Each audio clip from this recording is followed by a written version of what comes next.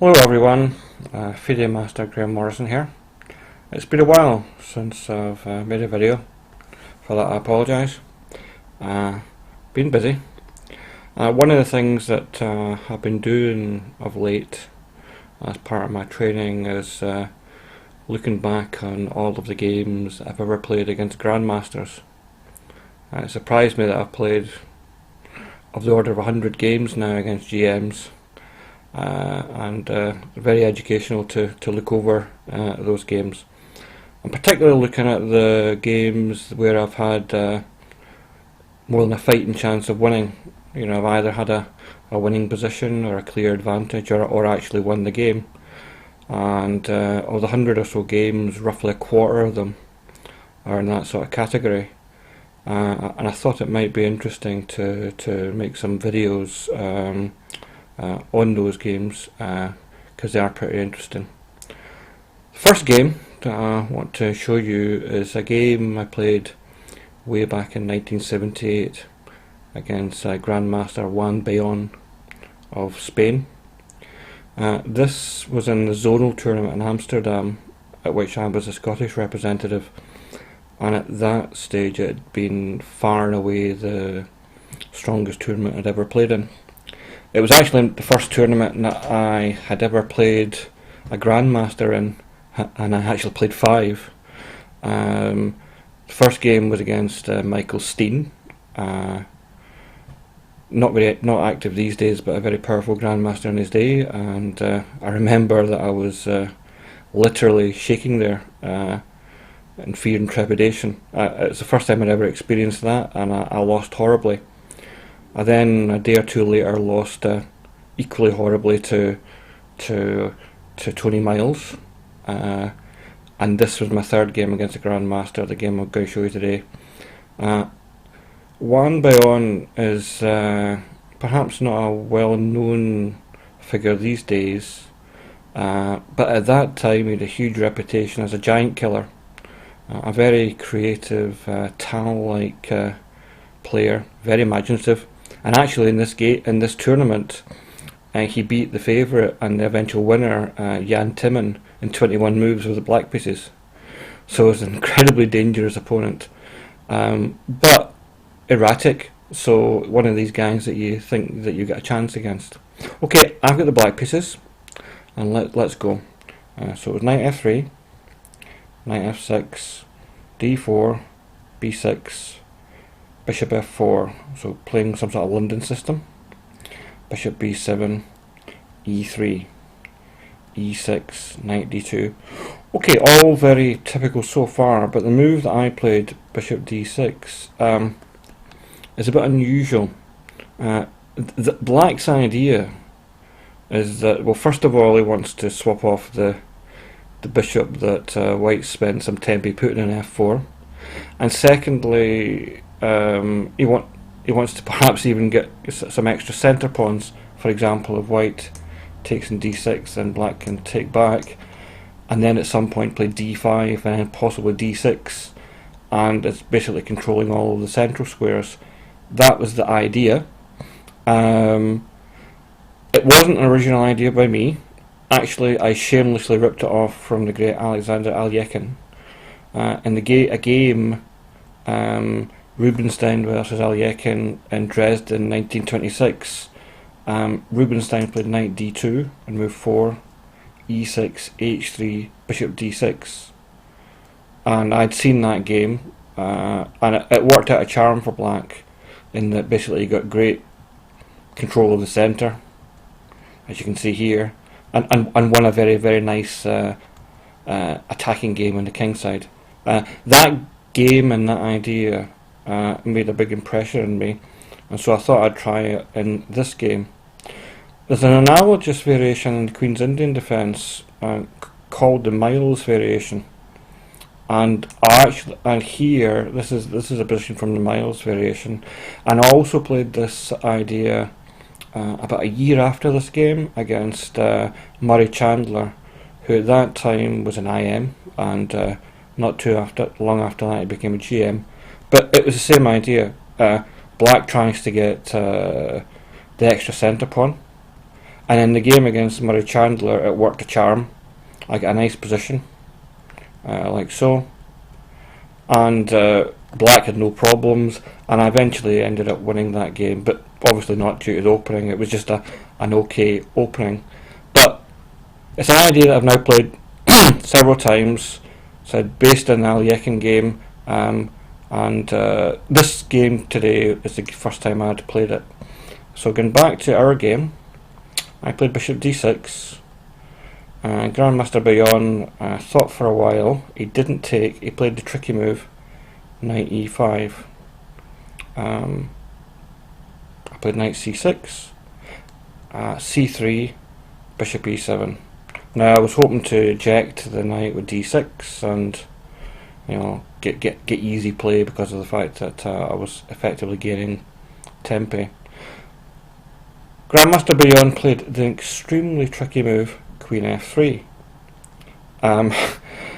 which is an incredibly provocative move in that it invites black to really mess things up with knight takes d4, going into obscure complications. I found it very provocative, and I think I thought for about, I don't know, 20-25 minutes here, and I ended up being provoked. I did knight takes d4, which probably or almost certainly is not the best move. I think the best move is just the simple castles. I suppose at the time I was a little bit worried that white would play something like queen h3 and bishop d3, but that was just worrying about my opponent's reputation rather than the reality of the position. In actual fact, black can just do something like knight d5, and if bishop d3, then just something like f5, and black's doing great. The queen in h3 looks a bit silly. White has no real attack. Black's doing fine. So actually castles would have been the nice simple reply that probably makes queen f3 a little bit of a not very good move. As I said, I was provoked and I played knight takes d4. Now before we go into the complexities, I think it's quite obvious that what's going to happen here is, of course, immediately I'm going to lose my bishop in b7, and immediately I'm going to win the knight in a1 with my knight. The big question is whether my knight in a1 will get gobbled up, or whether it will manage to somehow survive. If it somehow survives, I have hopes of maybe being the exchange up. If I don't I'll get that knight to survive, then it may well be that I end up with a rook and a pawn versus two pieces. At the time, I had somewhat of an exaggerated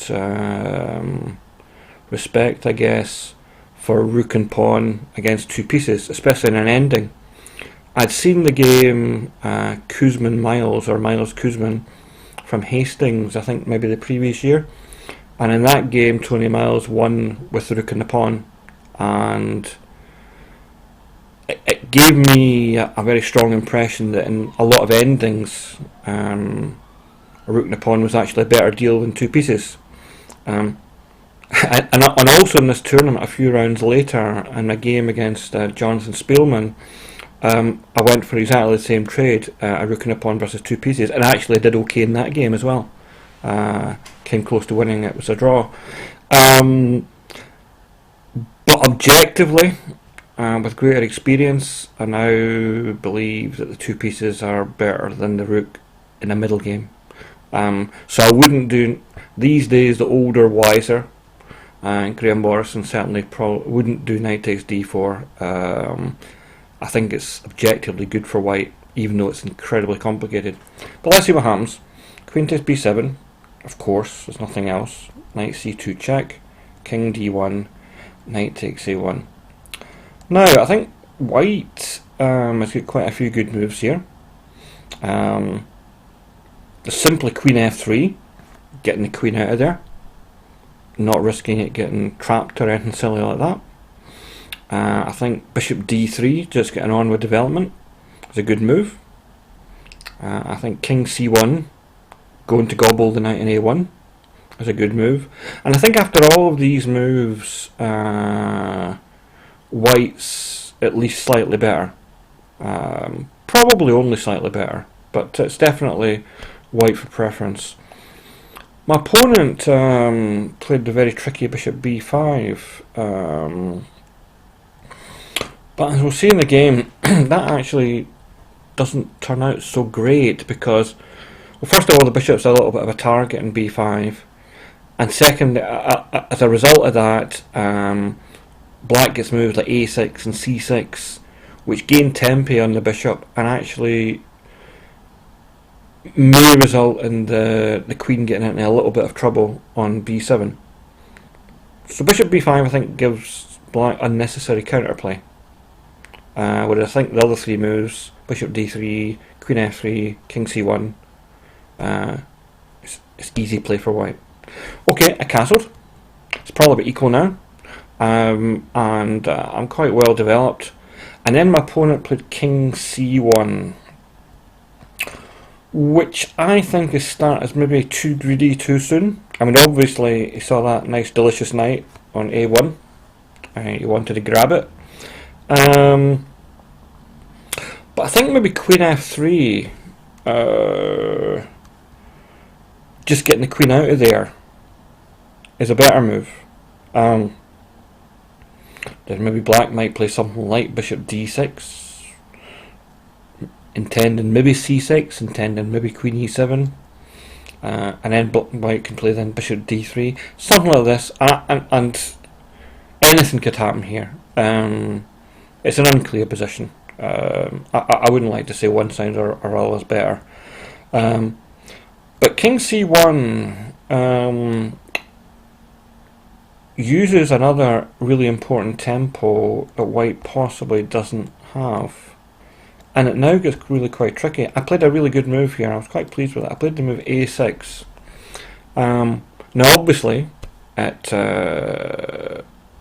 puts the bishop on prise, but it's quite clear that if the bishop does take the pawn, then there's a few moves then whereby the queen is stuck to the bishop and can't actually run away without the bishop on a6 being on prise.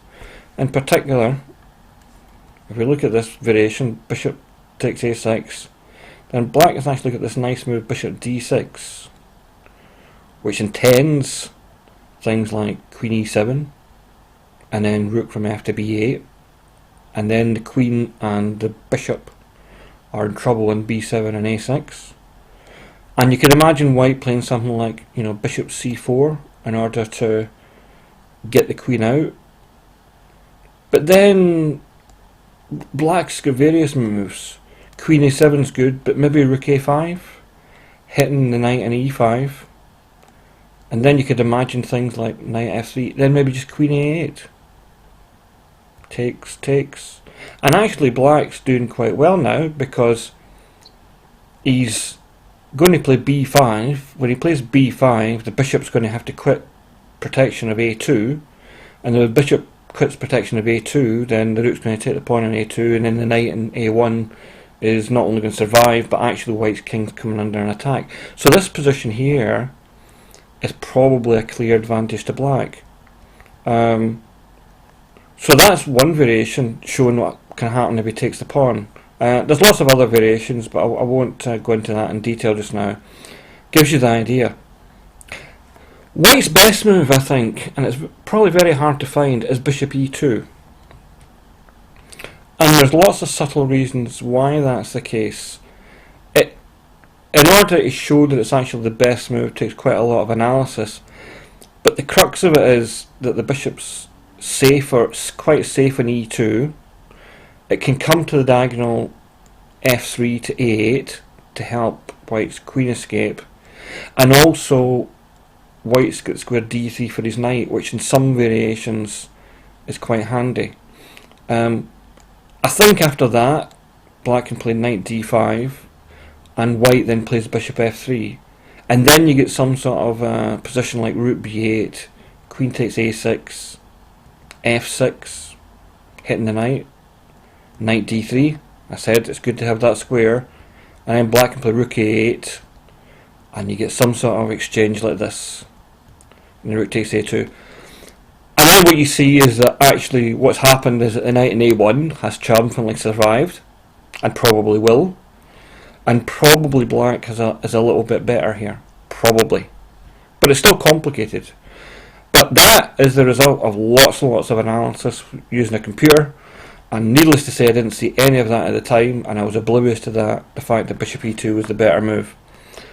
My opponent played bishop d3, which looks like it's much of a muchness, but I'll draw your attention to two things. One is the fact that the bishop takes away the square of the knight on e5 that could go to d3, and there's quite a lot of variations that are crucial where that's important. And secondly, the fact that the bishop's in d3 means that in quite a lot of variations black can get a knight to c5 and forking the queen, be it in b7 or a6, and a bishop in d3. Now, all these accidental tactical things I've got a habit of really biting you when the tactics flow. It's the old phrase by John Nunn, I think, loose pieces drop off, and so bishop d3 actually allows quite a lot of tactics that now could have happened.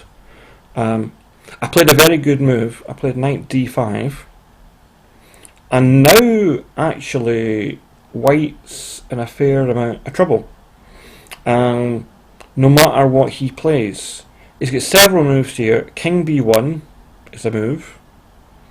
Bishop g3 is the move that he played. Bishop e4 is possibly the best move. I mean, let's have a look at king b1 to get an idea of what can happen here. King b1, black has got the really nice move or pair of moves, b5, and then when the king takes that knight, black plays the move bishop c5.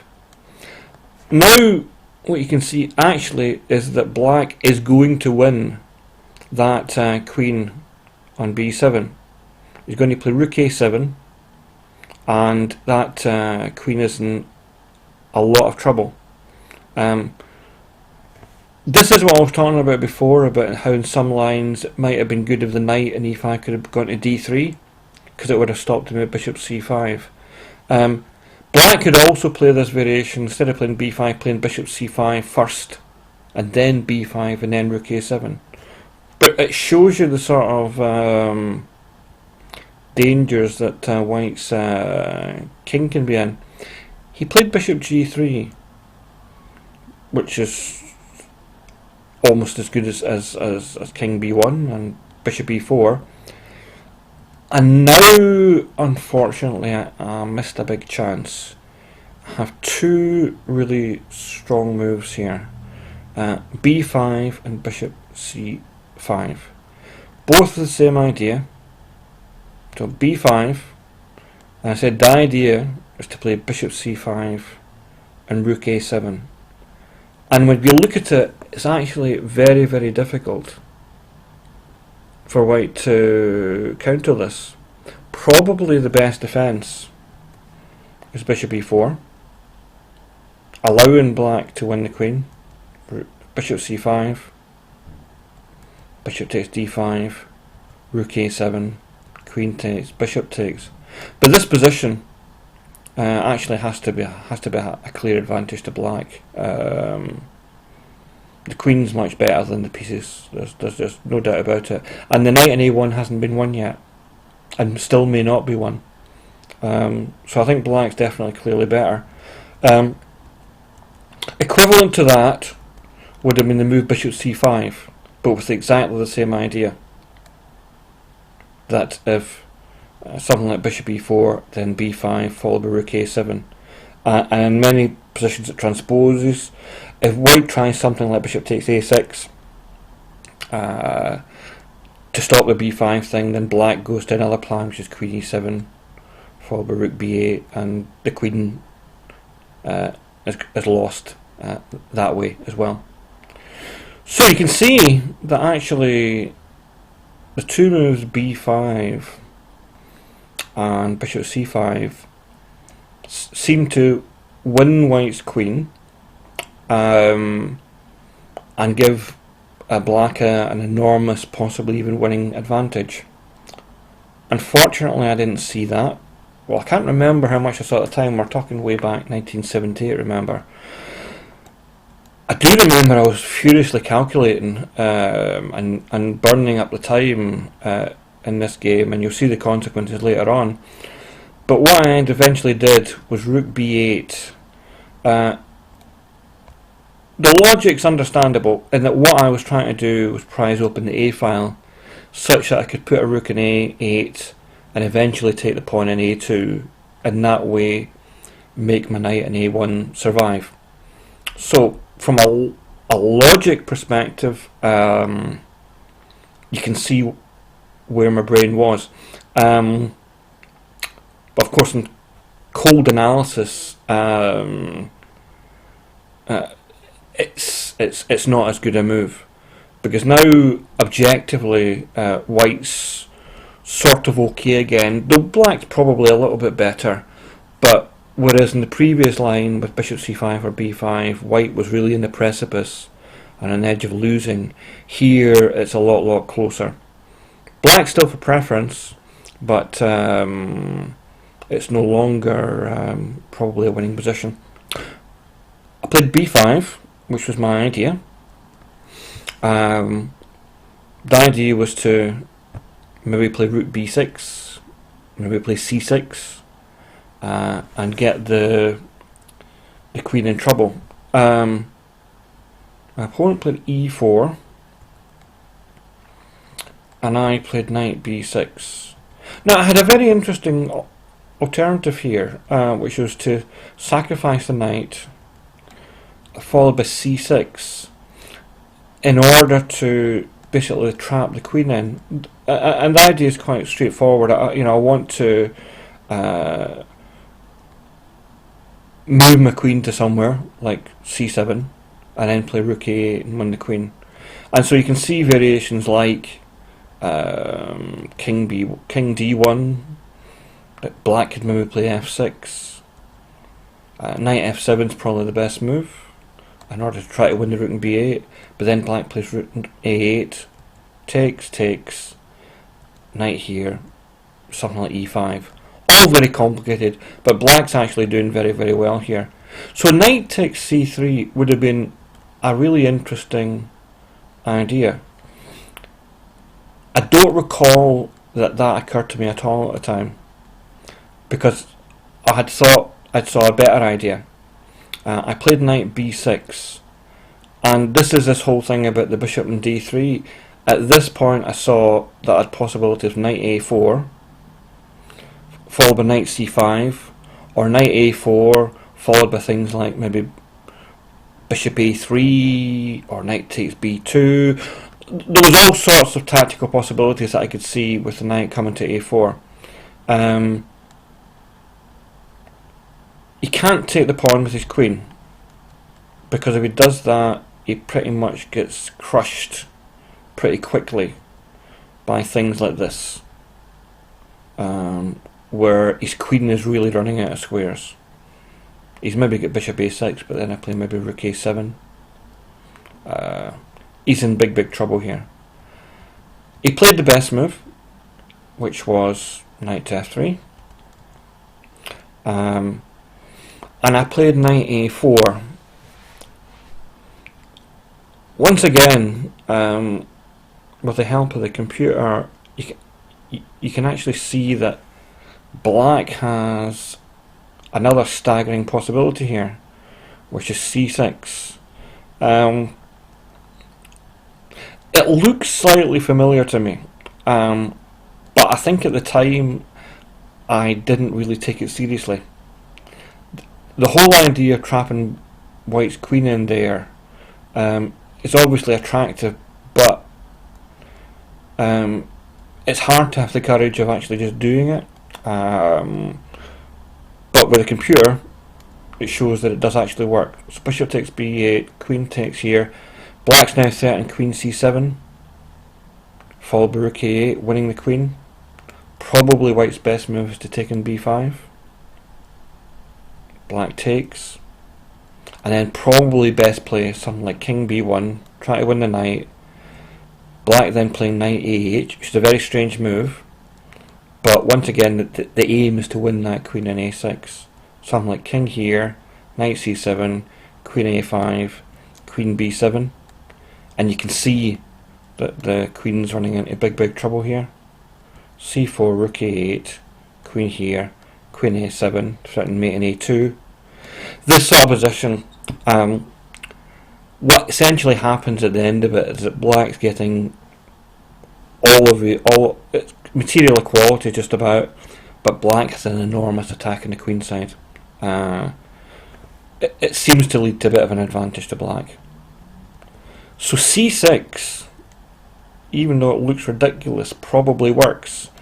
But that wasn't my idea at the time. At the time, I was much more fixated in this knight a4 idea, which is as good. So the threat's knight c5.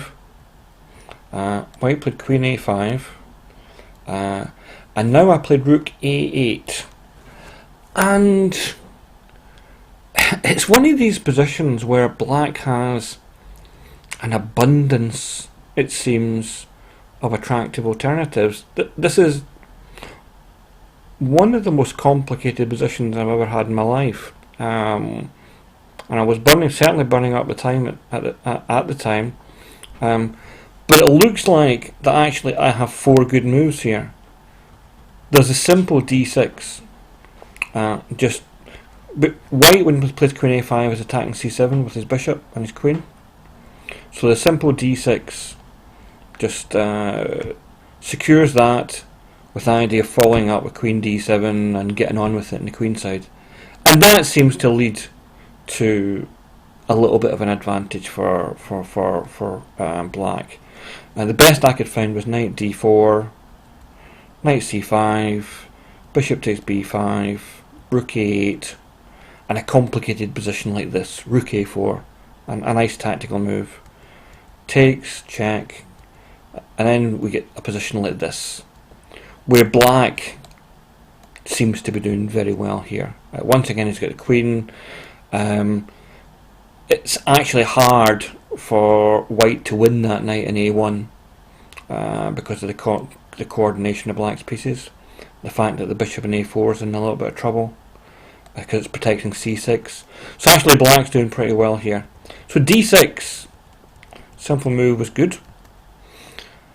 There's a really nice move, queen c8, which is daring white to take the pawn on c7 with something. The question is what. And there's also the move knight c5. Knight c5 actually transposes to queen c8, and then it more or less forces white to take the pawn on b5, and then black plays queen c8. And then you get a situation whereby the queen on a5 is defending the pawn on the bishop on b5, so it's difficult to take on c7 because of that. And the best I could find for white was something like knight d4, then the move bishop g5, pinning here, pinning the knight in d2, such that the king can't go to b1 to win the knight in a1. Then you get a very complicated position, that if that did happen, it goes like so. And black is doing very well here. Not winning, not clearly better, but definitely got quite a nice position. So that, so I don't want to go into all the morass of details. At the time, I don't remember seeing much of any of that, because once again I was obsessed with the prizing open the A file idea. It was the computer that showed me a lot of this. Rook A8 is the move that I played, which is maybe not quite as good as d6 or knight c5 or queen c8, but it's almost as good. White took on c7, we exchanged pieces, and then rook fc8. And this was my idea. I wanted to be getting counterplay with the move b4 and possibly then b3 and against white's king, and thus diverting white such that he didn't have time to go winning this knight on a1. And this is an okay way of playing it. White played bishop e5. Now I think I started to slip a bit. Up till now, I missed a clear advantage, you'll recall.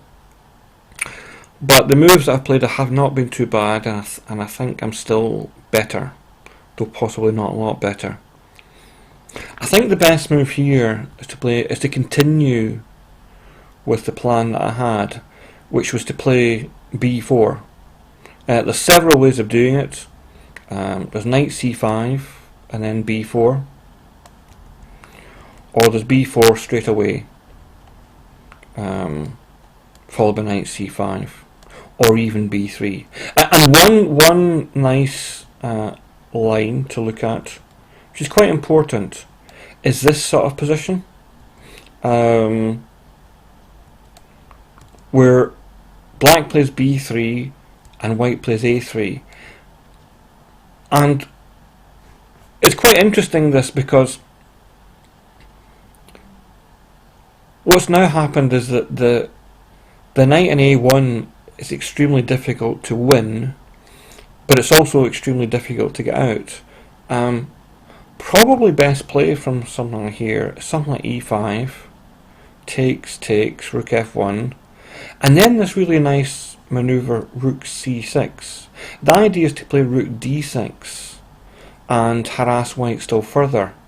Possibly something like bishop d3, rook d6, bishop e2. Now black wants to play knight c2, but the pawn in b3 is still on prise, and then if he did that, he'd have a knight in c2 and a bishop in c5 on prise, so he's got to play rook b8 first, and then white plays bishop d1 to stop knight c2, and then black can maybe play g5, threatening g4, which stops white playing king b1.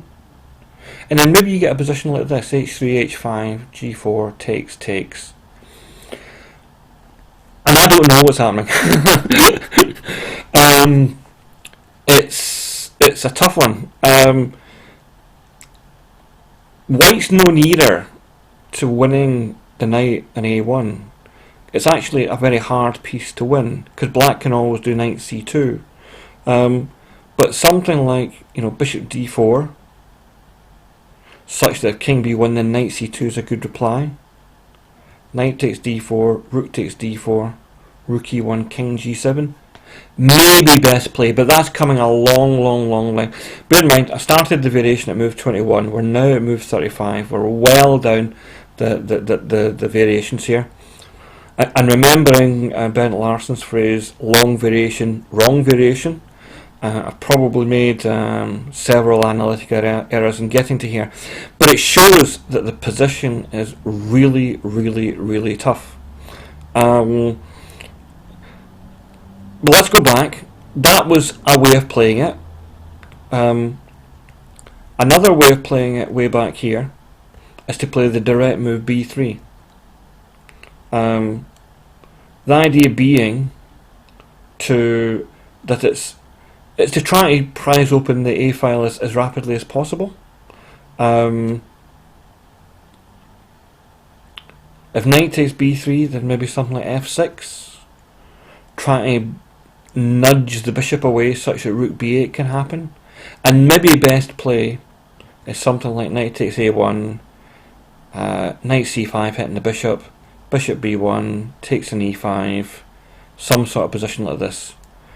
Rook e1 maybe to defend e4, and then maybe rook b8. This sort of position is looking sort of equal, maybe slightly better for black. Very complicated. What I played instead was perhaps a little bit over sophisticated. I wanted to play the same idea, but I also wanted to knock out the bishop on e5 from hitting the square b8 such that I could put my rook there. So I played f6.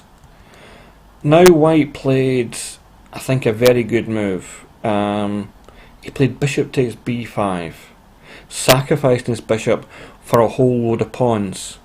And what's more, from a practical perspective, it really confused me.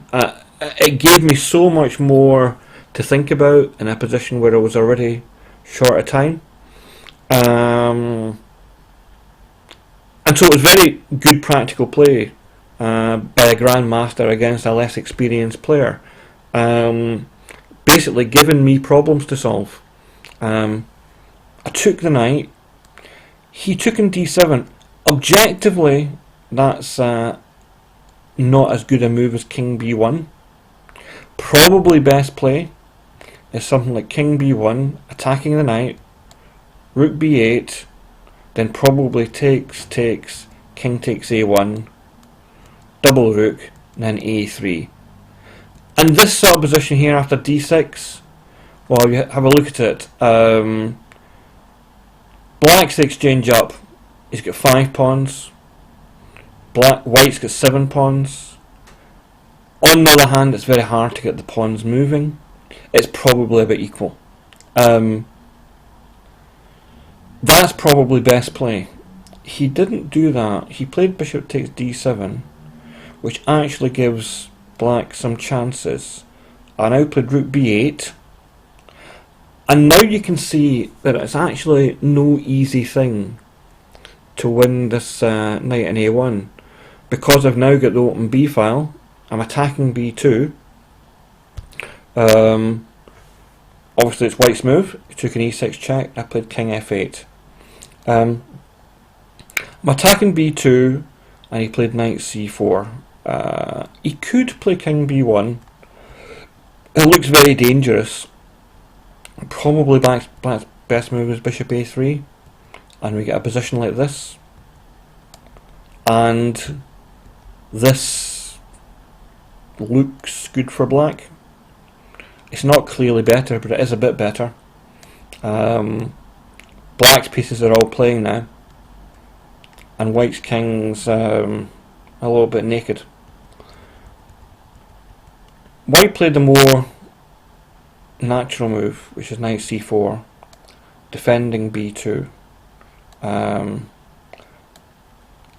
played a flash move, but probably not a good one.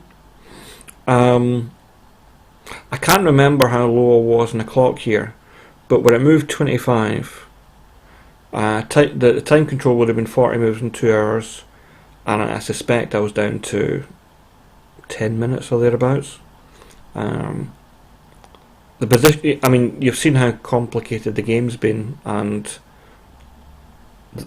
that was eating up all my time. The best move is probably knight c5, and probably best play goes something like knight takes e5, knight b3 check. Looks fancy, but when you see the idea is that if a takes b3, then rook a1 check wins the white rook in h1. It's pretty straightforward. Probably best play is king c2, and then black takes an a2, and I think black's a bit better here. Black's pieces are playing. The bishop in e6 is on prise. This looks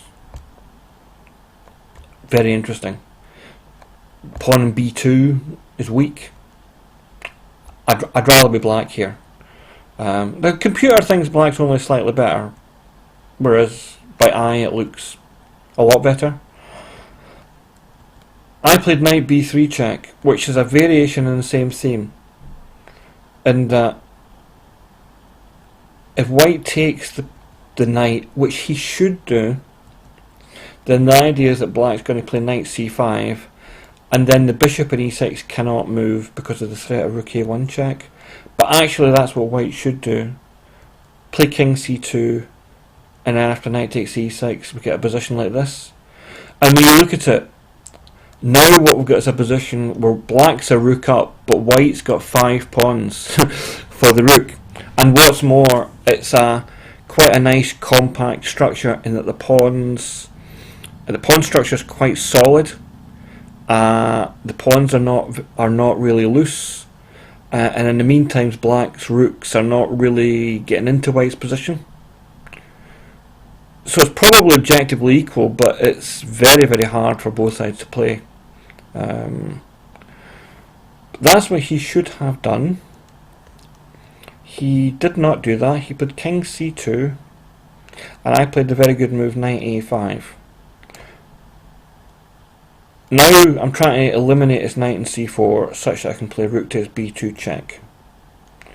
He took an e5 with his knight, such that he's still defending the knight in c4, which is still defending the pawn in b2.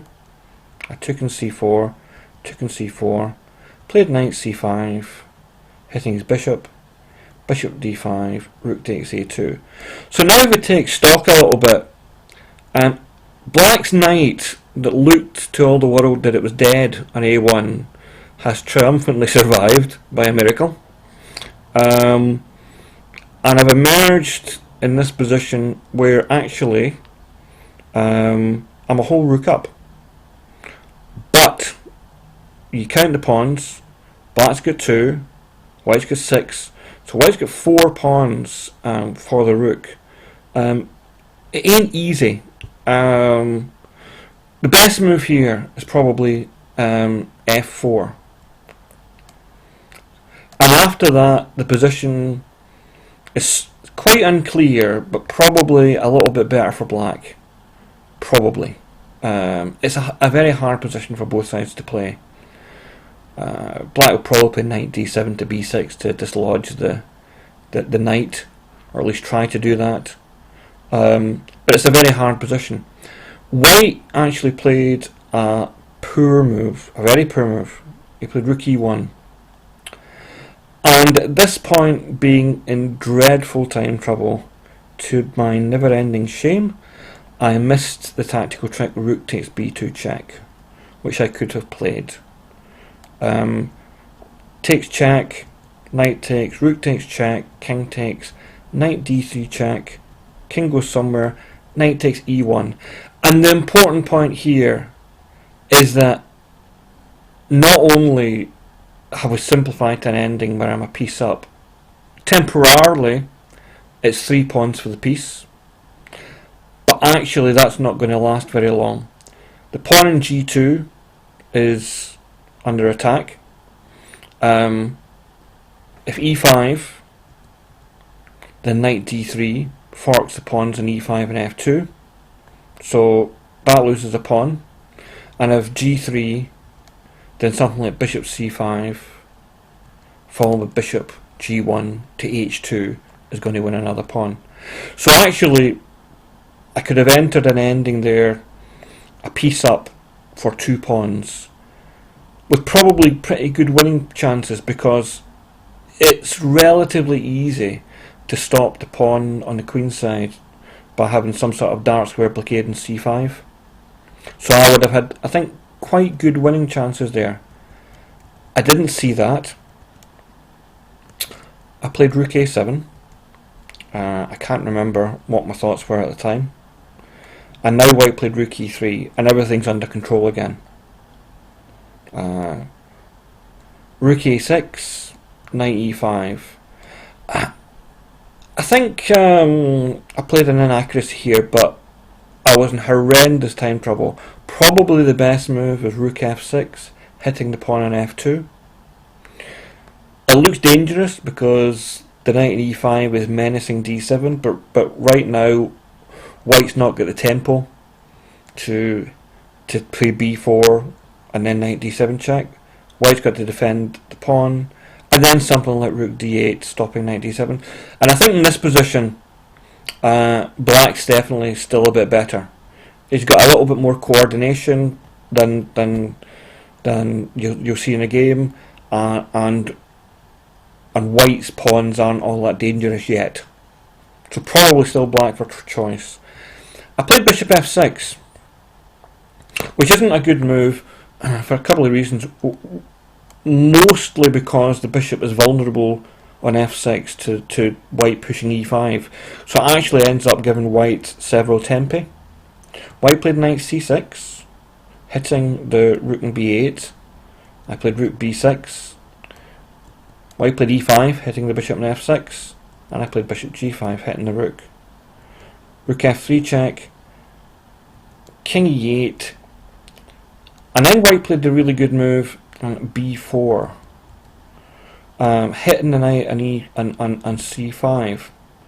Now, at this point, in this really interesting position, sadly, I lost on time. I can't remember how much of a time scramble I was in the last couple of moves. Probably horrible. But you've seen how horrendously complicated this game has been, and how many difficulties Grandmaster Bellon created for me. And I think he well merited the fact that he won the game. That said, at the time, my impression was that I'd lost in time when I won position, because my memory was I was a rook up, and that I'd blown an easily won position. So I was absolutely distraught at the time, as you can imagine, thinking I'd just thrown away a win against the Grandmaster. Actually, in the cold light of day, when I looked at it a day or so later, I saw that it wasn't nearly so easy, and that actually it was very complicated. And having had a look at this with the computer program, actually I think it's just about equal. Probably best play is if I take in c6. He then has the very good move b5.